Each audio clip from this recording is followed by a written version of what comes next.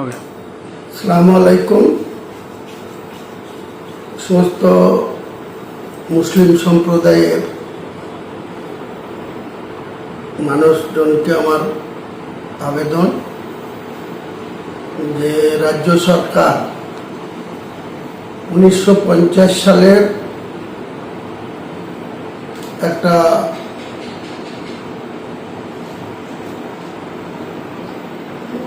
নির্দেশ বা অর্ডারের কপি গত কয়েকদিনে বিভিন্ন থানার অফিসাররা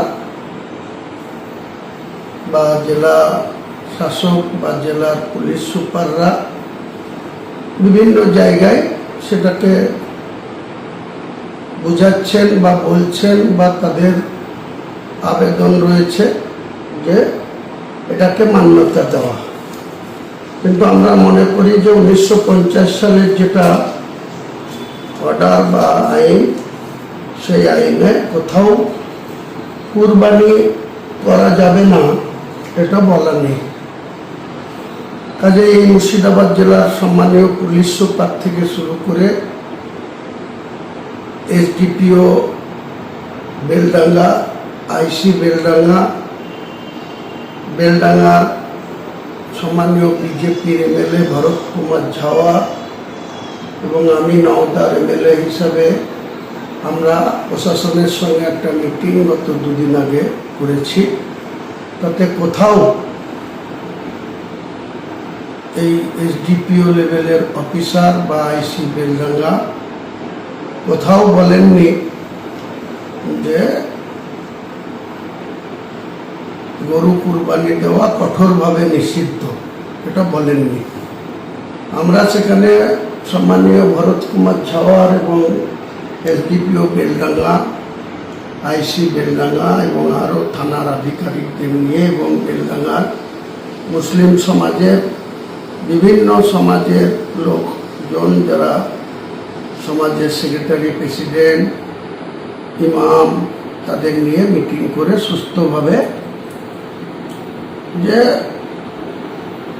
কোনো পাবলিক প্লেসে কুরবানি না করে যাতে মুসলিম গ্রামগুলা তাদের ঢাকা ঢোকা ঘোরা জায়গায় কুরবানি করে এবং কুরবানির চামড়া অবশ্যই বিক্রি না করে যাতে মাটিতে পুঁতে দেয় তাদের নিজের এলাকায়, এবং বিকেল 4টের মধ্যে কুরবানির মাংস নিজেদের মধ্যে বিতরণ করে নিজেরাই সুস্থভাবে সেটাকে ভক্ষণ করবে।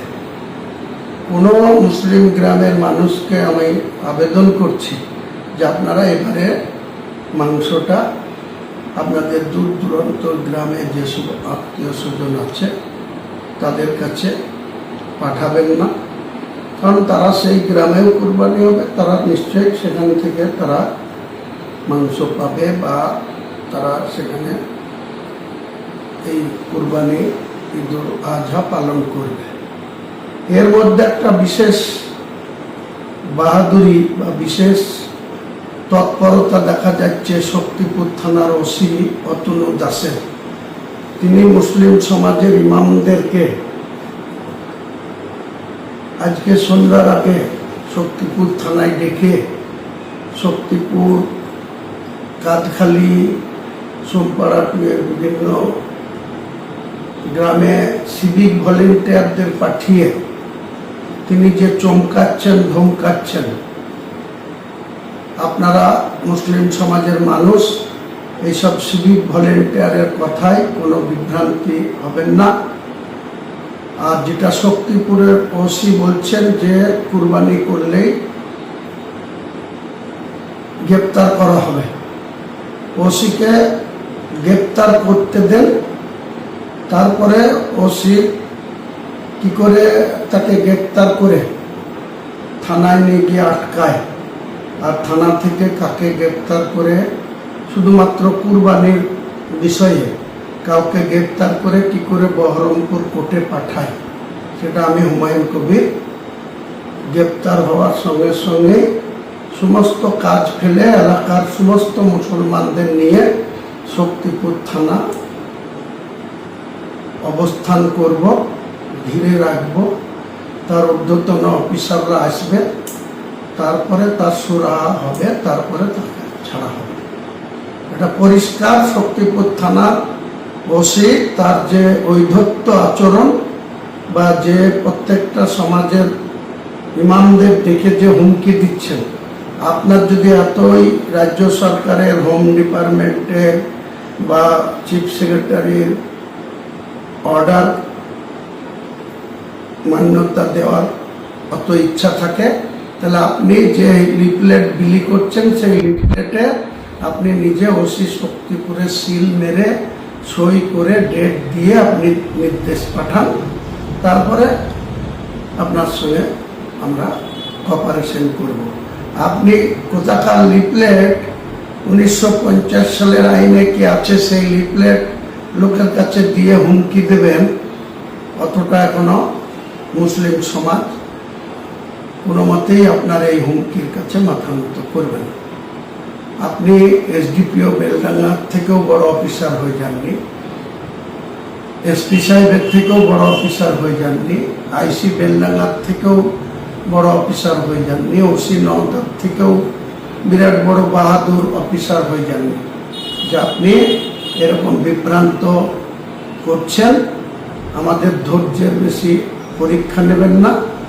ধৈর্য ত্রুটি যখন ঘটবে তখন আমরা কোনো কিছু পরোয়া করব না। আপনার কত ক্ষমতা সেটা শেষ দেখে তারপরে ছাড়ব। সবাইকে আমার সালাম আদাব জানিয়ে, কোনো মুসলিম ভাই, কোনো সিভিক ভলেন্টিয়ার যদি আপনাদের কাছে মৌখিক কোনো নির্দেশ নিয়ে যায়, সেই সিভিক ভলেন্টিয়ারকে বসিয়ে রেখে আমাকে খবর দেবেন। দেখবো সিভিক ভলেন্টিয়াররা কী করে এই রাজ্য সরকারের এই নির্দেশ নিয়ে এত মানুষকে ভীতি সন্তুষ্ট করা বা তাদের ইচ্ছা মতো এইসব কথা বলা। একটা কোথা থেকে পেয়েছি, আমি হুমায়ুন কবির তাদের সাথে মোকাবেলা করব।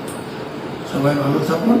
সবাইকে আগাম 28শে মে বৃহস্পতিবার সকাল সকাল ঈদুল আজহার নামাজ পড়ুন এবং নিজেদের ঘেরাগুলো জায়গায় নিজের জমির উপরে, নিজের জায়গার উপরে আপনারা কোরবানি করবেন।